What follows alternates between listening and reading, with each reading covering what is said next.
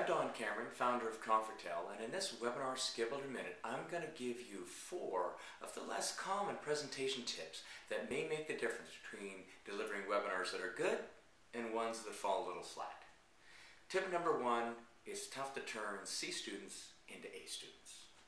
The easiest way to get a great webinar for an inexperienced speaker is to take over an A script from one of your best speakers. Simple. But recognize that if your speaker is not a natural presenter, then it may be more productive to schedule the event around the great speaker with their A script. Tip number 2, kill the introduction and get moving. Start fast to set the tone for the rest of the webinar. I know I speak for most people in the audience when I say we hate to have our time wasted. Demonstrate to your attendees right out of the gate that this is going to be a well-run, interesting webinar, one that delivers on the promises of the webinar invitation. Meat first, vegetables second.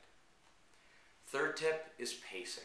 The most common problem is to spend too much time on less important information and then to have to rush through the important stuff after.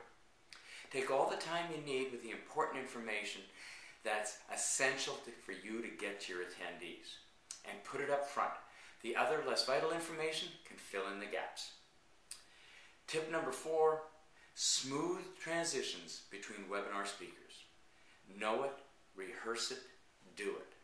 You don't want to lose attendees you've worked so hard to attract to your webinar because of a flubbed transition. And there you have it, 4 tips to make the experience better for the audience. And that's your webinar Skill Builder Minute. Thanks for joining me.